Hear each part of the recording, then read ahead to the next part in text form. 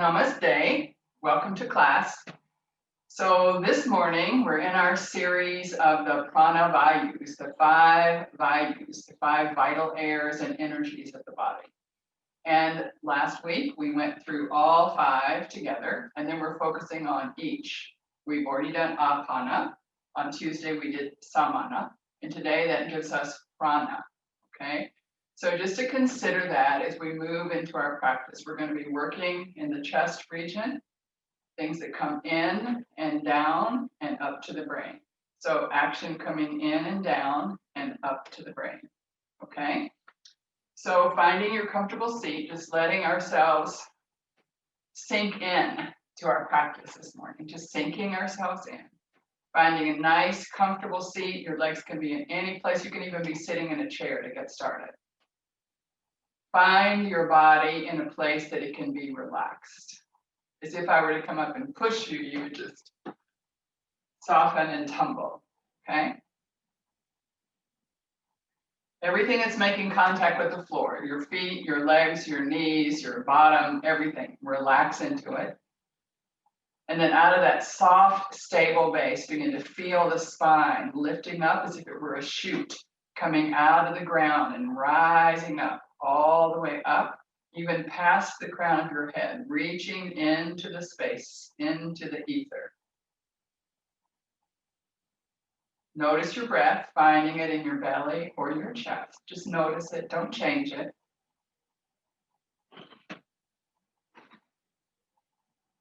And now consciously trying to change it for a breath or two. Just bringing it down into the belly, let the belly soften so you can inhale and your belly will poke out. And then use your belly muscles and pull it back in, belly to spine. And then release the muscles and let the breath come in. And use the muscles, pull it back. A few abdominal breaths.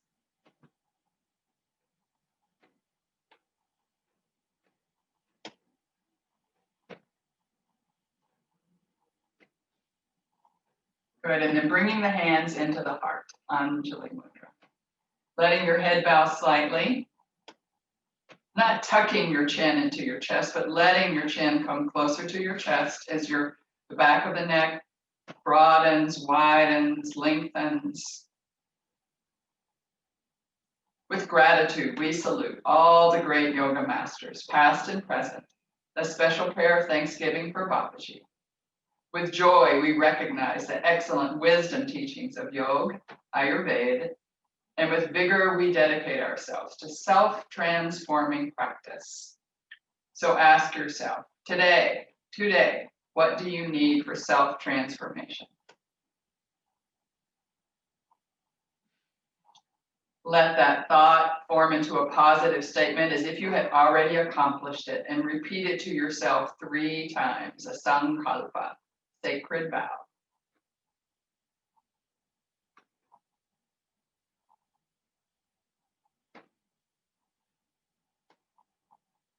And then knowing we'll bring that back at the end of class, just letting it sink down into your heart space. And join me if you can where you are in one resounding home. Exhaling the breath all the way out and taking in a nice inhale to chant.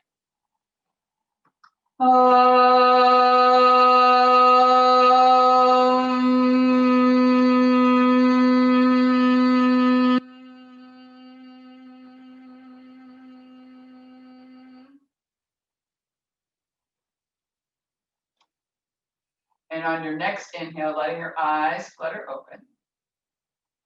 And then just releasing your hands for a moment to your legs. So let's get situated in our area of Prana Vayu, okay?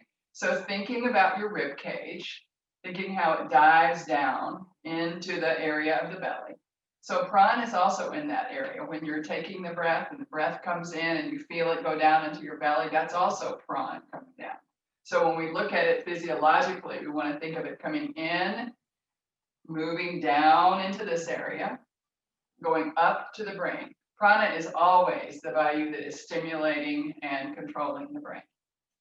The seed of it, the seed of Prana Vayu, is the chakra of Anahat.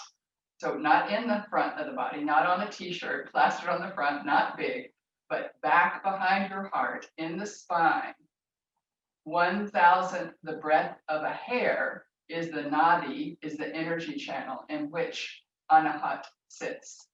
So a tiny microchip like your phone, okay, sitting back in there that's innervating these organs, your lungs, your heart, the things in the chest area, all right in here, okay?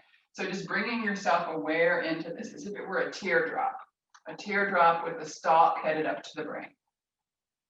So keeping that in mind, let's just take that area and move the whole of the area around the seat. So right now we're moving the hips. We think we're moving our torso, but we're really using the torso as one and rocking our torso around the heads of the femurs, the heads of the thigh bones. Go back in the other direction, just opening the hips, using the whole of the torso together to open the hips. Good. And then bringing the arms out and up. Take the backs of the hands toward one another, so palms facing away for a moment. Let the backs of the hands touch for a moment, and then exhale down. Backs of the hands touch. So not going into any kind of rotation, really, just up and down. Building strength in the intercostal muscles between the ribs. This time taking the hands back behind you, just touch the hands and bring them back up. So squeezing the back ribs and opening the front ribs. Just barely touching the fingers. And if you can't touch, fine, just come close.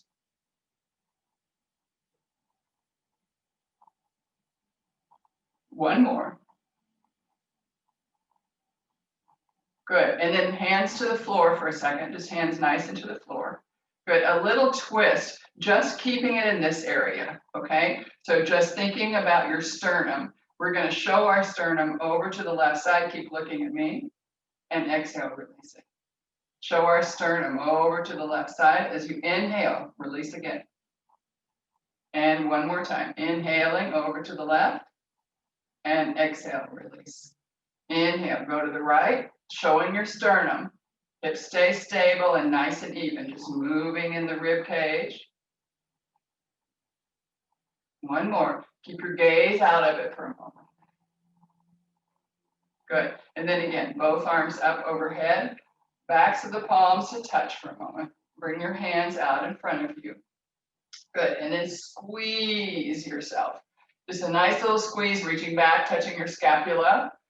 Draw your elbows up and down for a moment. Just feeling the scapula move along the back. And then notice the arm that you have on top. We're going to separate and then take the other arm on top. Again, nice big hug. And then moving the elbows up and down. Up and down.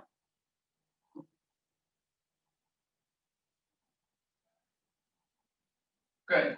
And then reach the arms out and then one last little rib thing. So opening up. This time let your hand face me. So really getting rotation and supination on the arm. Good. Now we're going to bend our left elbow. Keep the arm reaching up toward the ceiling initially. Just reaching up toward the ceiling, reaching up toward the ceiling. And then let the arm be an extension of your whole right side as you arc over. Keep the right sit bone firmly planted on the ground. Firmly planted. Good. And on your next exhale, push off. Come up. Good. Just resting the fingertips gently on the floor. Notice the difference between the right side and the left side. If you had to tack a percentage on it, 10% bigger, 5% bigger, 50% bigger. And then let's lean over to the right side and then arm reaching up, flip the palm, face it toward me. Good. Breathing.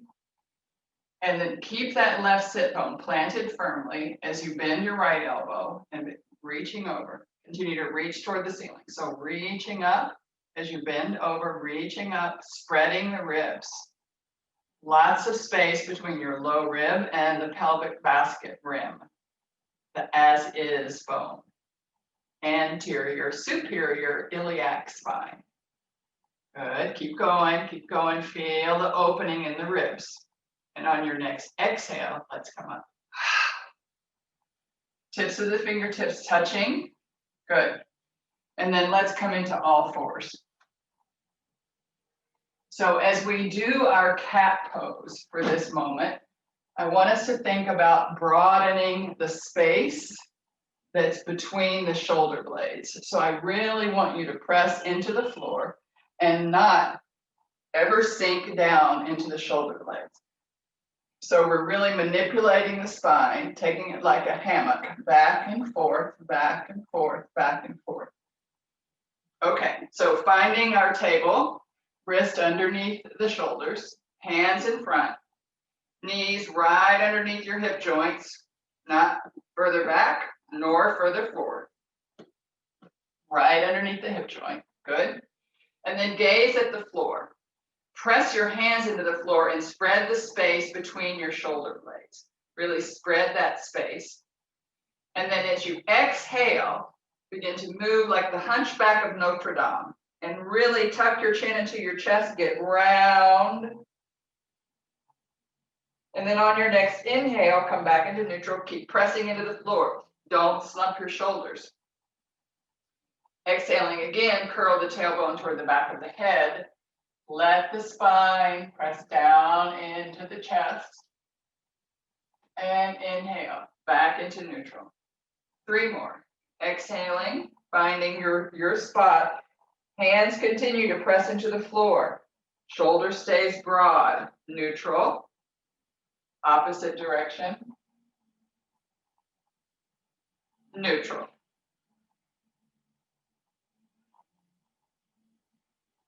Follow your breath.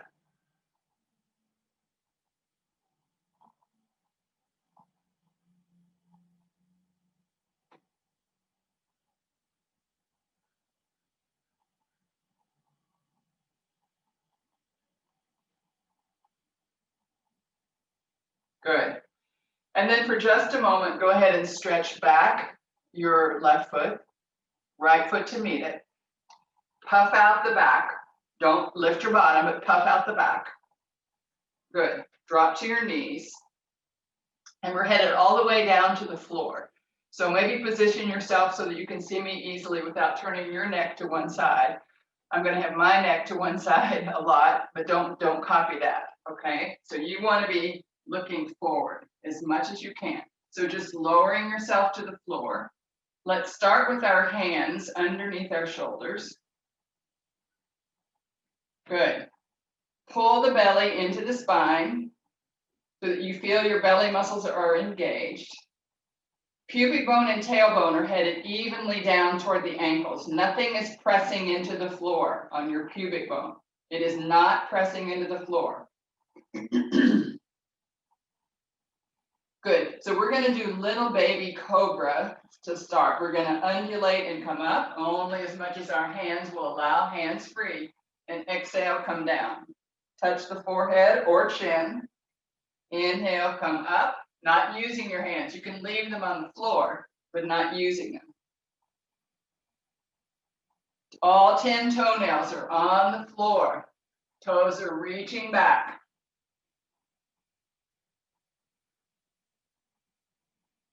Belly stays in, breath is in the chest. Stimulating the heart, the lung region.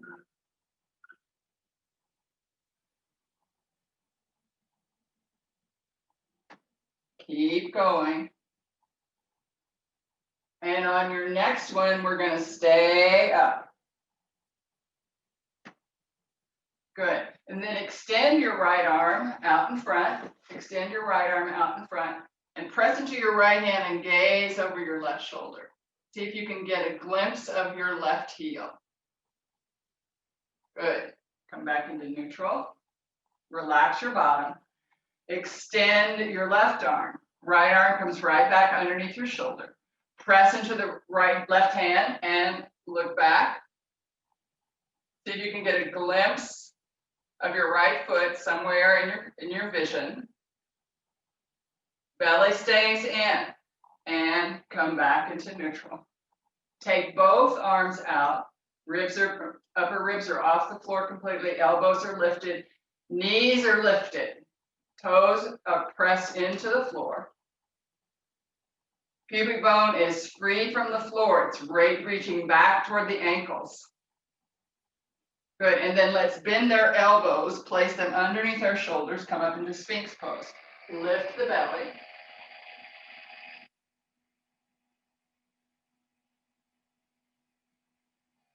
Good, and then lower yourself onto your ribs. Take your arms back behind you. Reach the arms back. Get your shoulder blades as far down the back as you can. Release the back of the hands to the floor.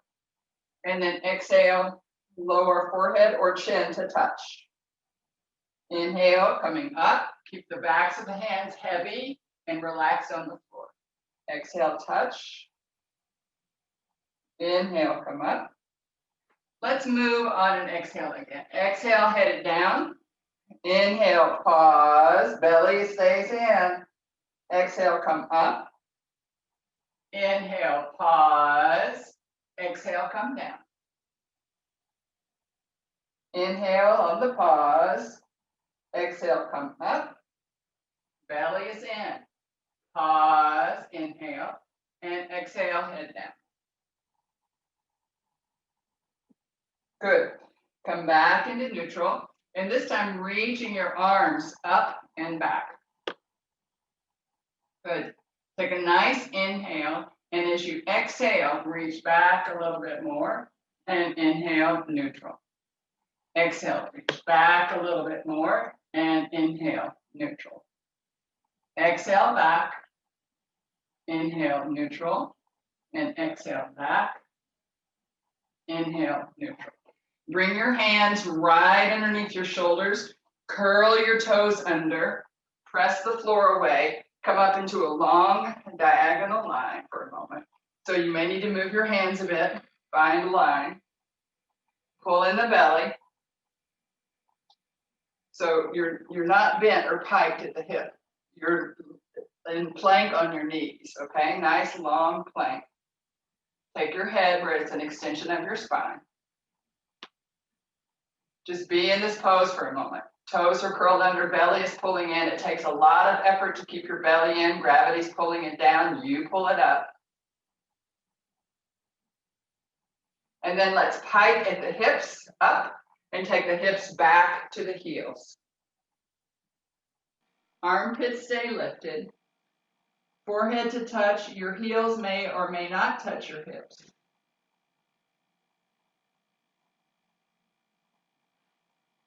And then as you inhale, gaze forward between your hands for a moment and come up. Good. And then get yourself back into your table pose. So we're going to do a little shashangasana, a little rabbit curl and tuck.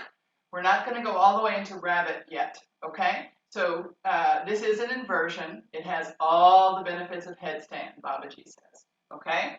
So what we're going to do is just bend our elbows, curl our chin into the chest, and put the crown of the head on the floor. And then come back up into neutral. So we're going to use our breath as slowly as we can.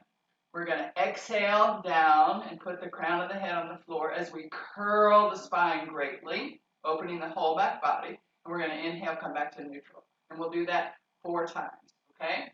So looking at the floor, press your shoulders away from the floor. Take a nice inhale. And as you exhale, begin to curl, bend your elbows, place the crown of the head on the floor, and inhale, come up, just to neutral. Exhale, crown of the head on the floor, curl. Inhale, neutral. Exhale. Inhale, neutral. One more. Exhale, let's stay for a breath or 2. Crown of the head on the floor. Your forearms can be fully on the floor supporting you. Look back at your knees. Look back through your feet. Don't see your heels. Hide your heels behind your thighs. Pull the belly in. Breathe. And then on your next inhale, gaze forward. Come back up into table. Hips back to heels. Just looking forward like a frog for a moment. Just looking forward. And then bringing all the inhale into the chest region. Belly stays compressed. Inhale into the back ribs. Exhale. Inhale into the back ribs. Exhale. Keep the belly in. Inhale. Exhale. One last breath. Inhale. And exhale. Good. And then let's come up to our knees. Great. So we've been preparing the back for back bending a little. And I want us to move into camel pose, okay? But don't freak out about camel already being too much, because I want us to do it in a few stages. But it's very opening to the front section and compressing and squeezing the back body where our anahat is, right? So we're compressing and coming back. But notice this is only happening in where I have ribs. From my hips down, nothing moves. So find yourself solid. And if you have a wall, this is the perfect place to use the wall to not let you move your hips. So you put your thighs and your legs against the wall and you don't take them off ever. So if you want to try it at a wall or you're in the middle of the floor, either way is fine. If you have traction with your feet extended, great. If you'd like to, you can curl your toes under. We're not going to touch back yet. We're just going to work in the rib cage, okay? So gazing forward, not at me. Take a nice inhale. And as you exhale, press off a little bit. Roll your shoulders back. And inhale. Relax back. So we're using the exhale so you can pull in the belly and strengthen yourself. Lean back. And inhale, come back into a relaxed neutral. Again, exhale. Roll the shoulders up, back, down. And inhale, come back to neutral. One last time. Exhale, shoulders coming up, back, down. Keep yourself on the wall. And inhale, back to neutral. Okay? Now let's change our breath pattern. And this time we're going to lay on the breath. We're going to fill the lungs. Inhale and lay down on the breath, and then exhale with force back up, okay? So if you're on the wall, thighs are firm on the wall, pelvic basket is firm, and you're not going to pull that pelvic basket ever away from the wall. You're only going to pull away your ribs and your head, okay? So roll the shoulders up. As you're inhaling, come back, pause, and exhale. Come back to neutral. Inhale, shoulders roll up, roll on top of the breath. Pause, and exhale. Come back to neutral. One more time. Inhale, roll the shoulders up, resting on the breath, and exhale. Back into neutral. And then just take your hips down to your heels. Just take the hips to the heels. Good. Resting.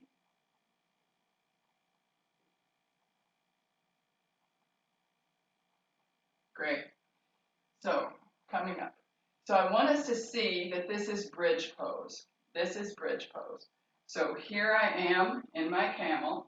I've rolled my shoulders back and down. I've interlaced my fingers, and I have my feet and my shoulders on the same plane. So it's the same as a bridge. And come up. But this is not an inversion, and bridge is an inversion.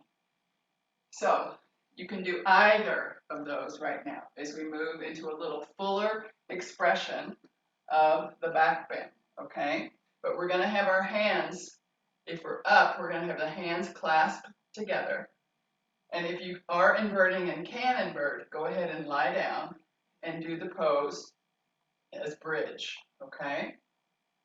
So those of us who are up, let's go ahead and curl the toes under, just giving us a little bit more traction as we press into the ball of the foot. Engage the arches, lift the pelvic floor, pubic bone, tailbone headed evenly down right between the knees. pelvic basket is stable and nothing is moving there. Take the arms back behind us, interlace the fingers, squeeze the knuckles toward the floor. Let the ribs lift. Good. And then envision yourself as if you were on the floor. So see if you can reach the arms back a little. Reach the shoulder blades closer. Don't lose your neck. You wouldn't if you were on the floor, so don't drop your head back.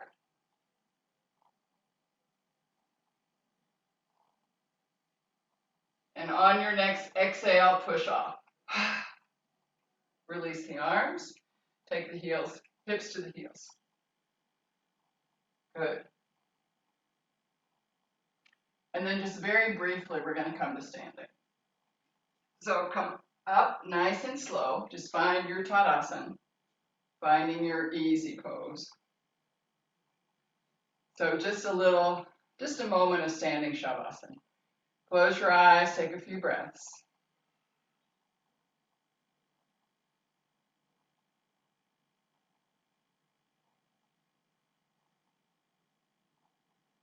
And then on your next inhale, let's spread the legs. Good. And working again, thinking about this being the part that we're moving, sort of like using this as kind of a gymnastic. That's how I remember it, okay? We're going to come over and we're going to take a hand in front of the foot and up, and then a hand in front of the foot. So think about your back body getting open. Back ribs especially. You can always touch the knee or the shin. You don't have to go to the floor.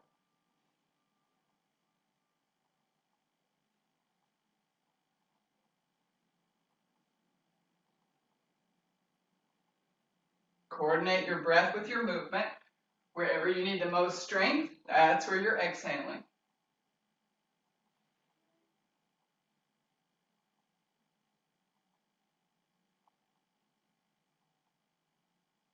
Good. And then come into neutral. Great. Heel toe. Find yourself nice and tall again. And then arms up overhead, holding on to your right wrist, just leaning over to the left. Don't let your right hip go out, just leaning to the left. Rib cage, rib cage, rib cage. So right now your sternum is toward me. And then on your next inhale, I want to see if you can open your sternum a little bit toward the ceiling, just a little bit. And exhale back into neutral. Good. Inhale. And exhale back to standing. Good. Inhale, arms up overhead, holding onto the left wrist. And then leaning over to the left, over to the right, sorry. Good. And your sternum is toward me. Don't sink into the left hip. And then as you're ready, opening, you'll have to come back off of it a little bit. Opening your sternum, moving it out a little to the left. And then come back into neutral. And exhale, come up. Good. And then we're going to head back down to the floor. So let's just come through our squat, our balancing pose for Prana Vayu, that taking down that downward flow of energy. Good. Just pull in your belly, a little stimulation to Samana Vayu. And while we're here, think about breathing and innervating the back of the heart, our Prana Vayu. Just round your back, let your hands rest on the floor. Chin tucks into the chest, but no effort, just let it relax.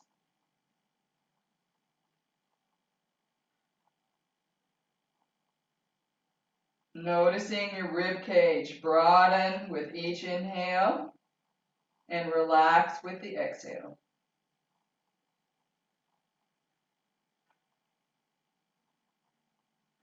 And then looking out past your hands, begin to help yourself, finding yourself down onto the floor.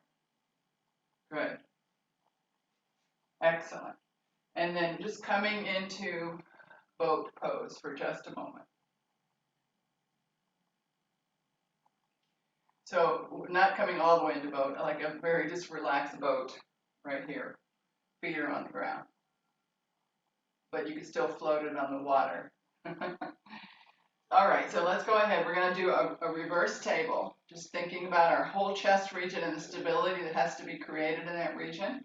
Okay, so fingertips can face forward, they can face to the side a bit, they can face behind you, whatever makes your shoulder girdle happy. Okay, so shoulders are back and down, pressing in firmly. Feet are far enough away that when you come up, you can stack your knees over your ankles. Take a nice inhale and exhale out. Lift the belly. Gaze at your belly button. This is called Nabi Darshan. Seeing your belly button, your ombligo. Press into the floor. Don't sink into the shoulders. Press in, activate the back body. And on your next exhale, let's lower the bottom, bring it down close to the hands. Good. Sit right up on top of your sit bones. Reach your arms forward. You can touch your ankles or feet or whatever you do. And then slowly relaxing chin to chest. A very bent-legged Paschimottanasana. Balanced on the top of your sit bones, chin tucked to chest.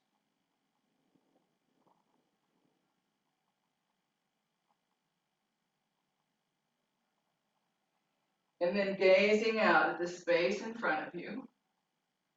Coming up nice and slowly. Good. And then we're going to head down to the floor.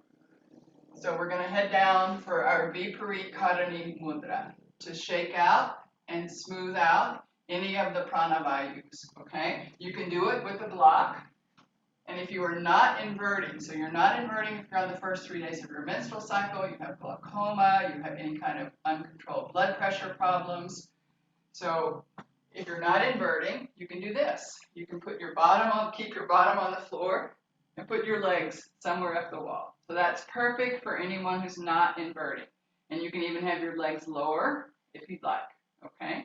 If you are inverting and you want to use the wall, you're welcome to put a block underneath your hips, stretch your legs on the wall, and you're also welcome to just bring your feet up. So wherever you want to take this, all of the bandhas are applied naturally, just with gravity. So just finding yourself in some version of Viparit Karani Mudra, relaxing everything you possibly can.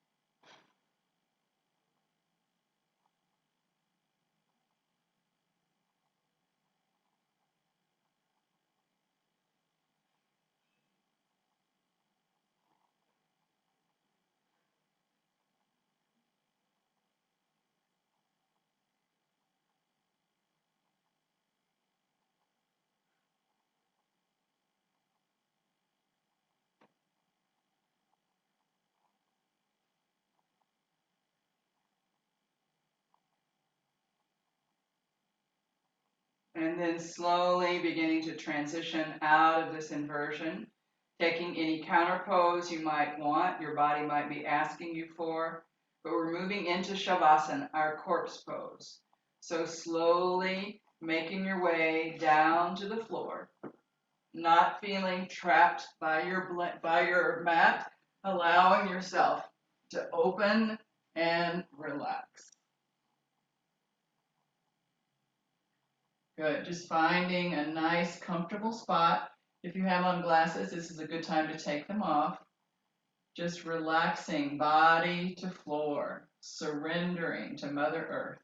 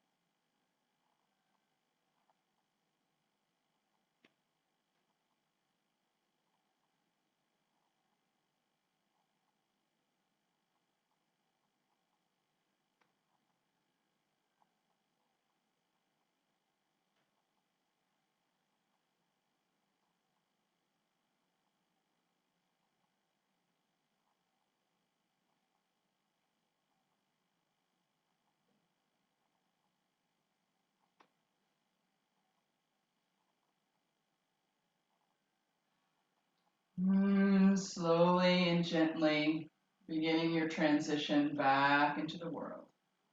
Bringing your mind to the breath, to the body. Letting your eyes roll in the sockets. Allowing the tongue to explore the mouth. Wriggling your nose. Wiggling your ears. Swimming the fingers and the toes, just bringing our sensory perceptions back online. How we get all of our information through these 5 senses.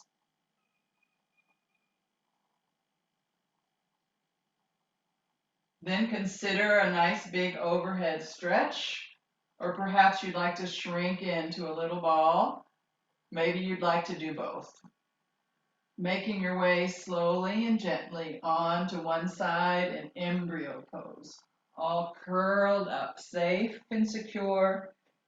Notice the rounding of the spine as you tuck the chin into the chest, finding that embryonic C curve to the spine.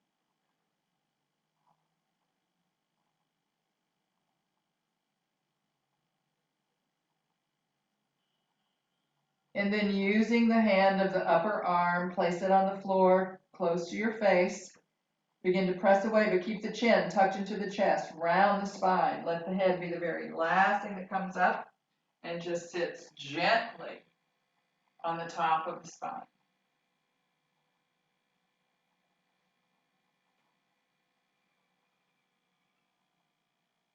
Just being still for a moment longer, letting the asana leave their effects in body, breath, mind.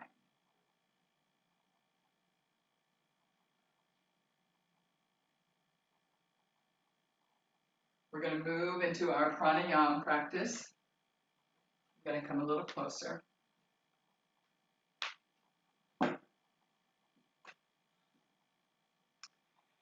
So for pranayama this morning, pran, the whole of the vital energy throughout the body, the whole of the Prana Vayus, with our focus on the chest area today. So we're going to do the two dirghas. Dirgha just means long, long, extended, smooth, even. So we're going to do Durga Rechak, which is an extended exhale, and thinking about this area just closing in. And then we're going to expand it however we can with the biggest breath we can get into our chest area. And then slowly slowing down the exhale as much as we possibly can. And then we'll move to Dirgha Purak, which is the lengthening of the breath on the inhale. Okay, so we're going to start with Dirgha Rechak, focusing on the exhale. So exhale the breath all the way out just to begin. Bring in any kind of inhale, chest area. And slowly, gently, begin your exhalation like a silver thread, just pulling it gently, softly, smoothly, letting the breath come out as slowly as you can manage. When you get to the bottom of the exhale, just pause for a moment and then take in an inhale, however you can get it in, as big as you can get, and exhale it slowly, gently, smoothly, evenly, like pulling a silver thread.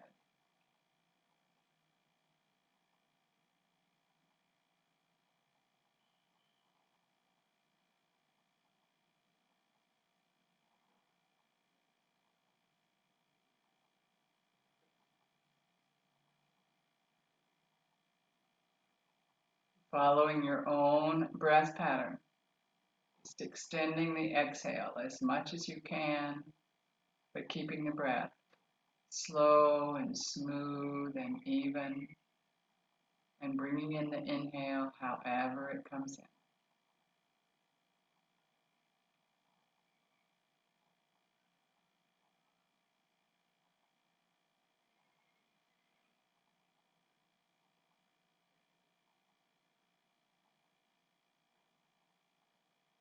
Letting your focus be on your heart space, back, front of the body to the back of the body, spine to sternum, that space where your lungs and your heart are caressing with each breath.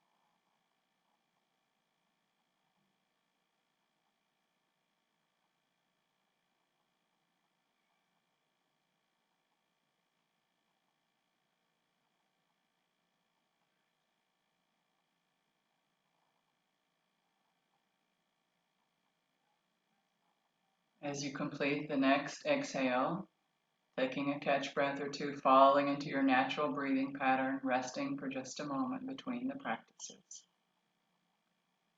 Our next practice will be Dirgha Rechak, where we pull Purak, Dirgha Purak, We pull the breath in as slowly, gently, smoothly as we can. You can practice a yogic breath, a chest breath, whatever breath is working for you right now. But you want your inhale to be as long and slow and smooth and even, pulling that silver thread of the breath in gradually, slowly. So beginning with an exhale, exhaling the breath all the way out. Bringing your inhale in, slowly, evenly, smoothly, like a thread, following your own breath pattern.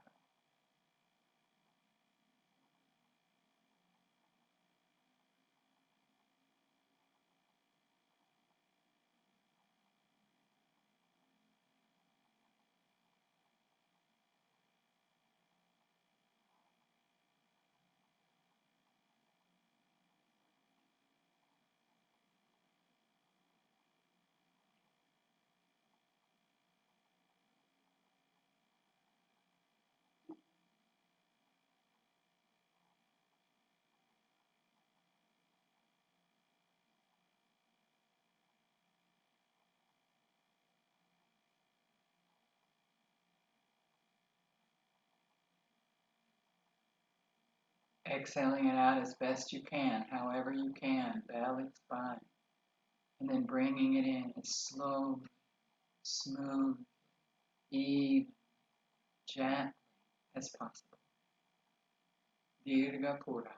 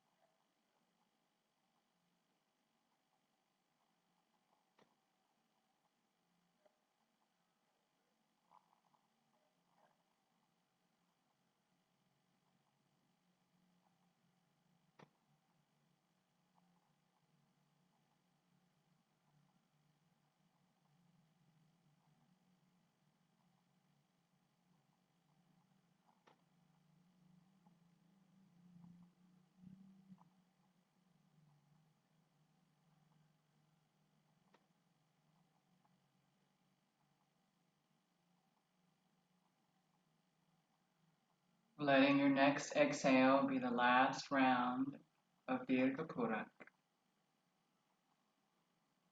Falling back into your natural breath pattern and just noticing the difference in body, breath, mind.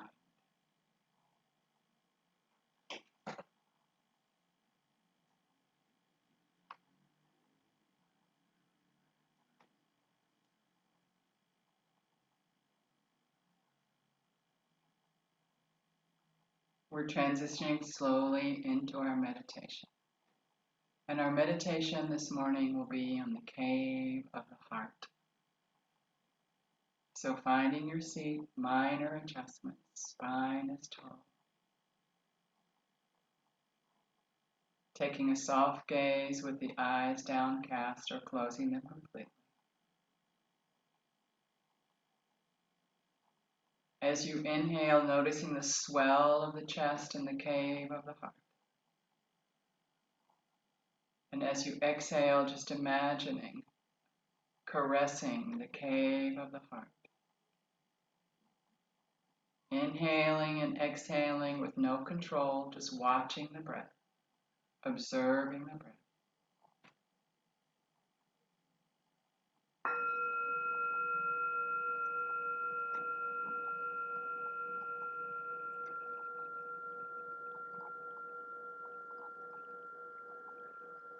Imagining the space in the chest cavity, finding the cave of your heart.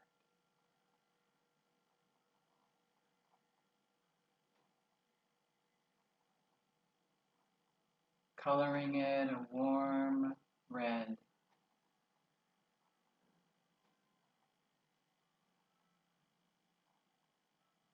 The beating of the heart, the movement of the body, being soft and gentle as the spine lifts up and the body sinks down.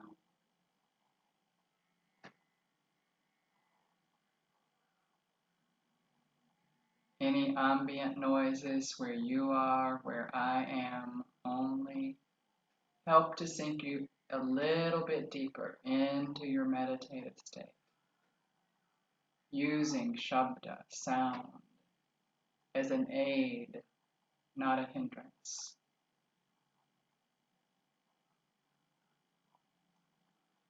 The bowl will ring a few times just to bring you back to the cave of the heart.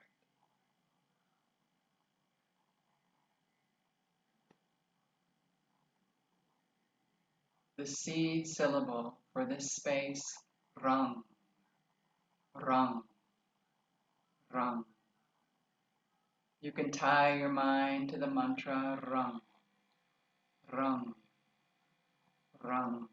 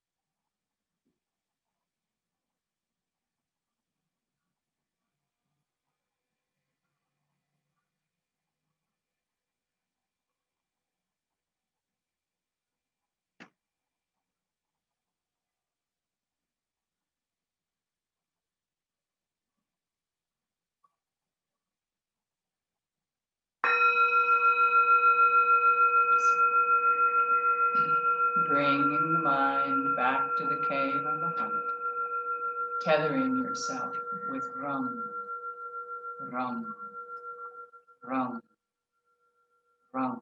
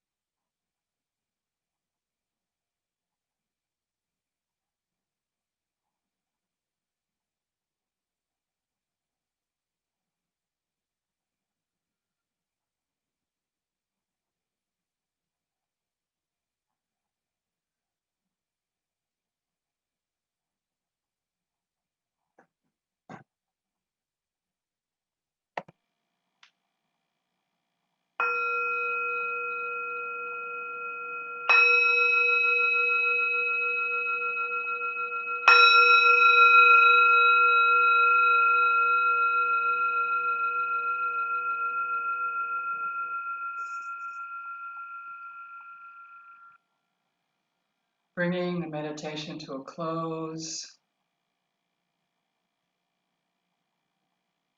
Slowly and gently coming back to the senses, letting go of the mantra, cave, everything letting go. Just being still for a moment, letting asana, pranayama, and dhyan, meditation, work on your body, mind, complex.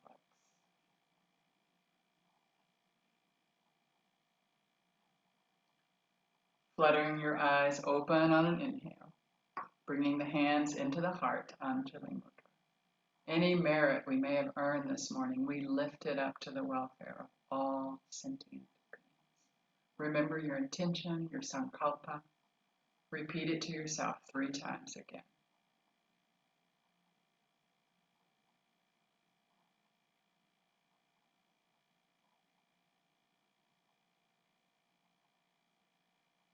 And then letting that thought slip out of your mind, down into your heart, symbolically out from your heart into the very palms of your hands, and then lift it up and just let it go off into the universe, bringing the hands back into the heart. Hari Om Tat Sat. Namaste.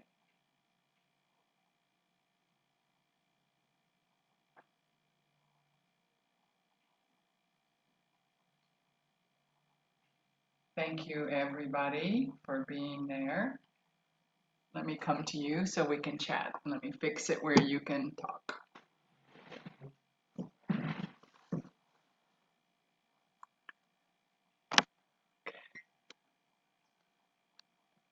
I'm going to make an announcement about class times, so hold on for that for 1 second. If you're about to go out the door, just give me a sec. I just want folks to know that as of November 1st, I'm going to, well, let me find it. Hold on. I'm going to make a change. So for November 1st, the class will be at 7 a.m. in California and 9 a.m. in Guatemala. And on Thursday, the class will be at 6 a.m. in California and 8 a.m. as always in Guatemala. Okay? So just to make sure that you are aware of that. Okay. All right, now you can talk. I'm sorry it took me so long, and I'm sorry that my internet went out. Well, that's a bummer. So I will try to remind myself to make someone co-host no matter what, and that way at least you can, when I do come back, you can go, like I had my head down at the floor for a minute, I looked back and you were gone.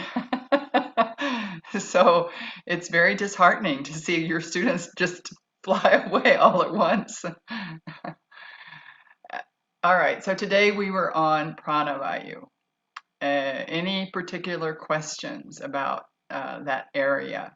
It's our thoracic chest cavity, but it goes down into our belly because when we're doing the bandhas and we're doing things, we're concentrating the energy at Saman.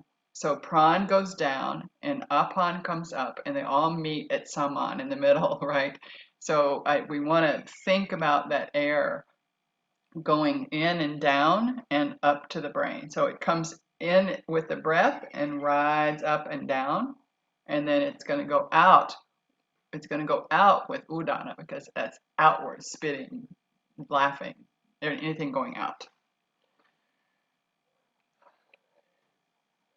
Okay, any questions? So we did a lot of back bending, we did a lot of heart opening, we did a lot of, yeah, thank you, Sue. We did the shoulder stuff that really does hopefully help. We did Shashangasana, we did rabbit, really curling the spine and getting that rounded embryonic C curve.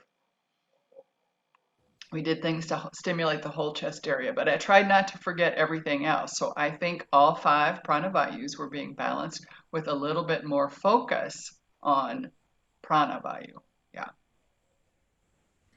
I was just curious if you can talk a little bit about doing some exercises and then reversing the breath. Yes.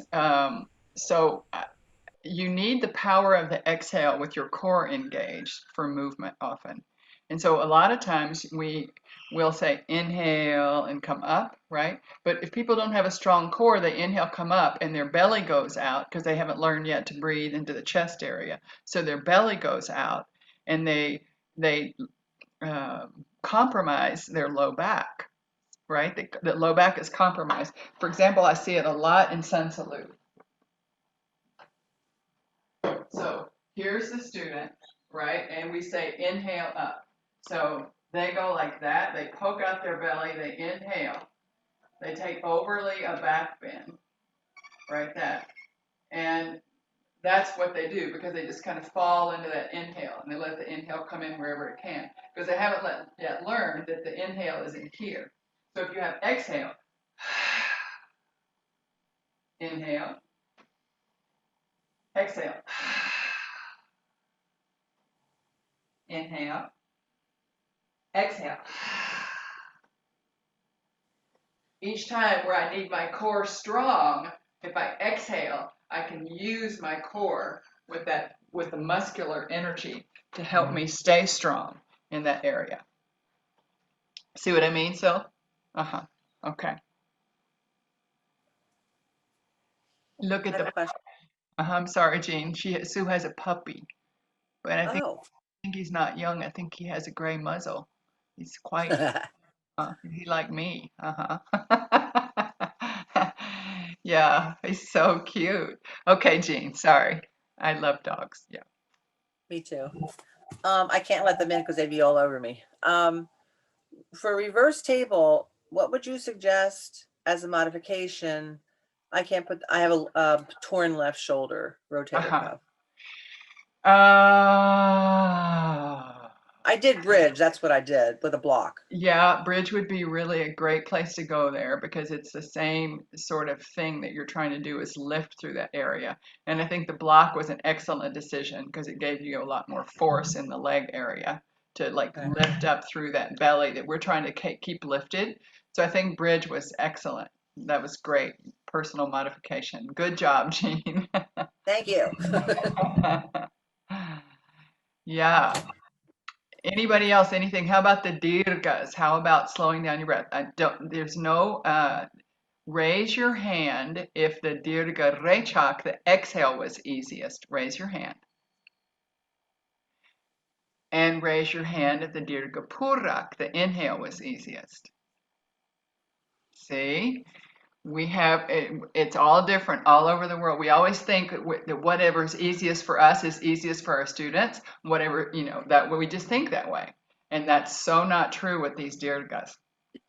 One of them is always a lot easier and a lot more natural for everybody. So that person needs to focus on the other one a little bit more. Not pick the easy one. Yes, Monica. Ginger, I was going to ask that why I have more difficulty in Dirkar Purak. Yeah. Welcome to my world. Me too. Welcome to my world. Absolutely. That's exactly where I have a real hard time with the inhale. My exhale can last up to a minute, no problem. And my inhale, I'm good if I get 30 seconds. Yeah, it's just and so I make myself do Dirga Purak more than Dirga Rechak because I know it's easy. And I think it's a lot of me teaching the asana and pulling my belly to my spine and really working with that area. And also having worked with, trauma release with the exhale and then inhale into the belly to get that parasympathetic nervous system going. Yeah, so you and I have to just try it. We just have to go there. And I've tried everything from should I keep it just a chest breath? Should I take it into a full yogic breath? Should I try just a belly breath? The whole gamut. Of course, what I try to do is a full yogic breath to try and get it as slow as I can. So I just kind of the first few, just kind of drop my belly a little bit. And then I tried to pull it. And I like to think of the thread, the silver thread, or you can have a golden thread if you prefer. But just that thread, keeping it smooth. That sutra, keeping that sutra smooth. But the purak, the inhale, is much more challenging for me. Yeah. God knows why, literally. She knows. She's the only one who knows. One more question. Why do we do Dirgha Rechak first and Dirgha Purak second? You know, we just had that conversation at the yoga committee with all of us senior teachers. We're not sure exactly why, but we all think because Babaji never said we always did it in front of him first when we were, you know how we would lead sadhana in front of him and he would correct you if you did something wrong.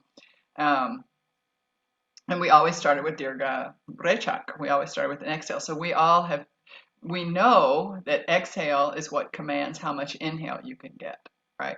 So you would think somebody like you or me who's having difficulty with the inhale because it's so easy for us to exhale, our brain would already know that the exhale is really good because if you don't get out a good exhale, you can't get in a good inhale.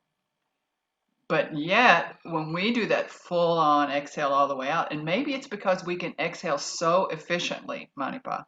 Maybe if we exhaled a little bit less efficiently, we could take a little bit more time to inhale. I'm going to try that and just check it out.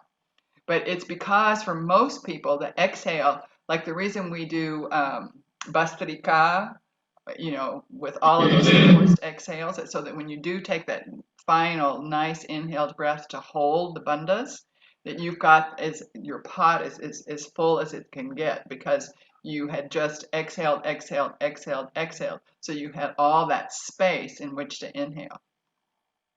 And I'll often feel like when I'm doing Dirgha Purak that I have more space, I just don't have more breath. I don't know if that makes sense to you. Yeah. I feel I've got more space. My lungs can go, hello, I'm ready for some more, but I don't have any breath left. Maybe I was a glutton with the breath on the first little bit. I don't know. Thank you. Thank you. I just want to add something to that because I did the exact same question in Sutra class or Bhagavad Gita, and I believe it was Premdas that said he answered the same thing that you said that you didn't know exactly, but he added to what you said that sometimes it's easier to calm the mind to be able to hold without a breath longer after the exhalation, if I understood correctly, just naturally without having to. So that calms the mind and prepares. Well, the reason we do the exhale first is because it does physiologically, it gives you space for inhale. What happens with the exhale? The only reason you inhale is because you got a warning signal in your hypothalamus that you have too much CO2. It didn't say, oh, I need oxygen. Can you breathe? It went bing, bing, bing, bing, too much CO2, too much CO2, and you had to take a breath, right? So if you do that exhale, exhale, exhale, you've gotten out a lot more CO2 with that forceful exhale than if you had just taken plain old exhales. So that when you finally do take that inhale, you've got plenty to hold you for a lot longer because you are low now on CO2. And so you can also stay in that meditative state longer because your mind is calmer when there's no CO2, right? Not no CO2, but a low level of CO2. We always think the body is craving oxygen, and the body is really just wanting to get rid of some CO2. And there's a whole new book on pranayama, although it's not called that. It's on my Kindle. Remind me next week to tell you the name of the book because we're talking about it at book club on Tuesday night too. So I'll get it open on my Kindle. But it's a whole book about pranayama. It's a bestseller, New York Times bestseller. He has all the practices in the back, and he's got some new physiology. So it's very interesting. I'll find the name of the book. I think it's called Breath. I think it's super simple. Wonder if I can find it on my phone while anybody else asks a question. Let me get Kindle on my phone.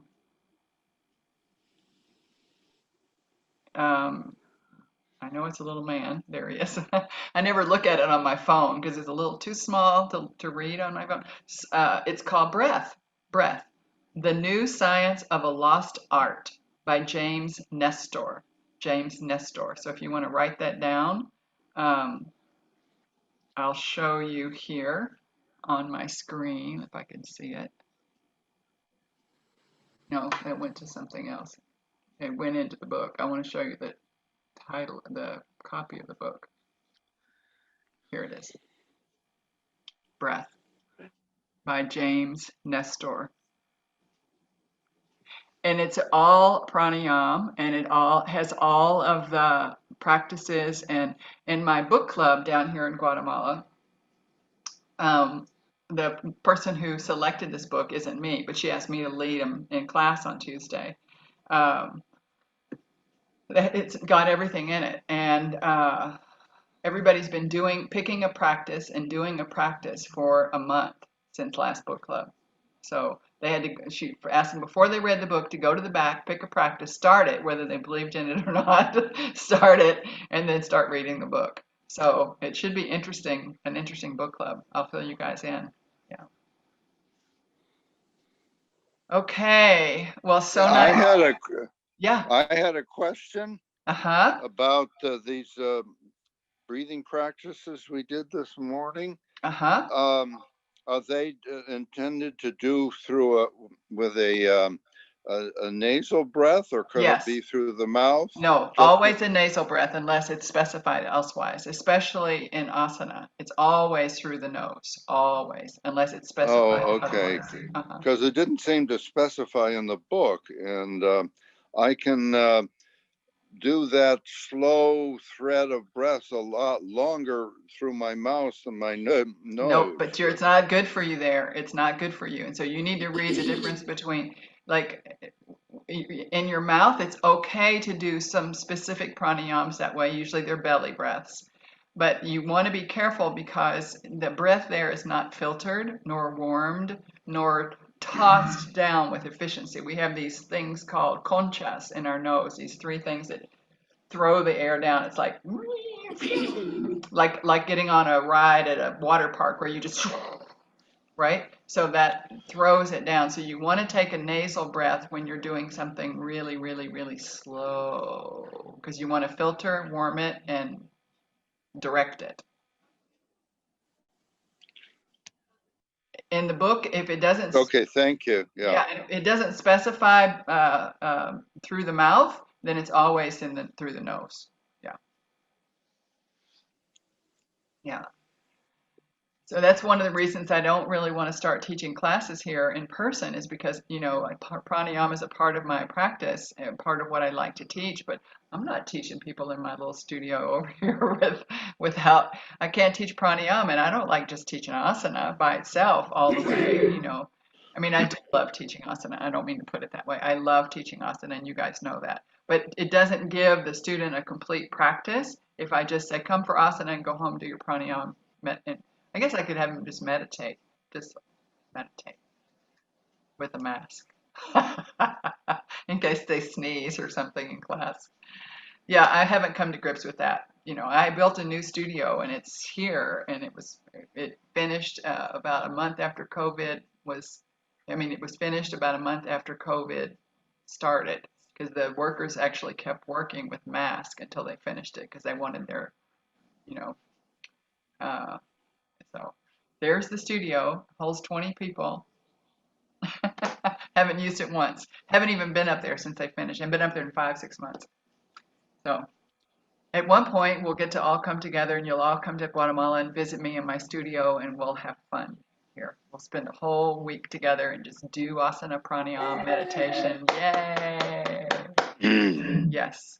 They were talking about pods, and I'll let you go in just a second, but they were talking about pods, and I thought I should invite anybody who wants to come pod with me through the winter up in California to come down and pod.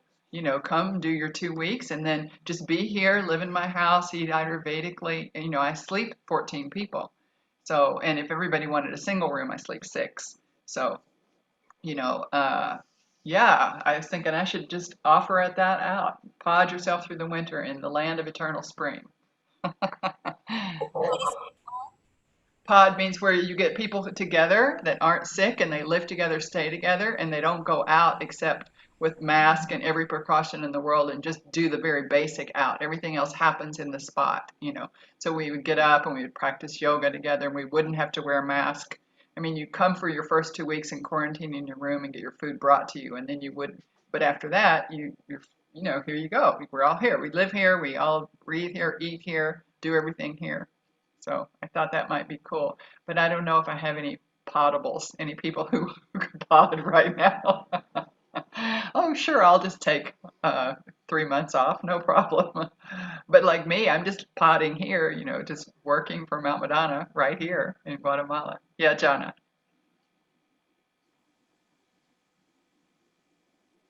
I was just volunteering to get water. Oh, all right, all right. Yeah. All right. Yeah, and Jessica too. That sounds amazing. Well, email me. Yeah, got the whole summer, I got the whole winter here to get through for you guys. I'm not going to the States like anytime with all of this stuff in winter and it closed every place. Not me, staying here where I can be in the breeze. Okay. All right, everybody. Thank you. Thank you for spending time with me, staying after class. I appreciate you. I appreciate you. And so on next week, we're going to go into Udana. Udana. Okay. We're going to move up into that on Tuesday and Thursday. Circulation of Yan. So we'll have a nice fluid week next week. Okay. And then, Namaskar. Uh-huh. Ginger, when are you going you want to, where will you tell us about the paid series? I'm gonna, hopefully Mount Madonna's gonna do it, and you know, it may happen on Tuesdays. So it may happen that the Tuesday class becomes a paid series because Mount Madonna also would like a little income right now. So they were thinking, and we were thinking of, you know, putting it on, you go online, you can make a sliding scale donation, you don't have to pay a specific amount. But I get half, Mount Madonna gets half, everybody wins, and it might start. But what they'd like for me to do is a little series, like a November, December, January series. And I thought I might go ahead and repeat the 5 element series, and then the 5 Vayu series, and then something else that everything happens in 5s. So that I might do a few months of series, and I'll let you guys know. I have to work that out with them on the tech department. So it would just be one day a week? It'd be just on that Tuesday class, 8 o'clock in California, and I mean 7 o'clock, because everybody in California is used to my 7 o'clock class. 7 o'clock in California, 9 o'clock here in Guatemala. Yeah. Okay. Yeah. All right, great. Okay. Thanks, everyone. Namaskar.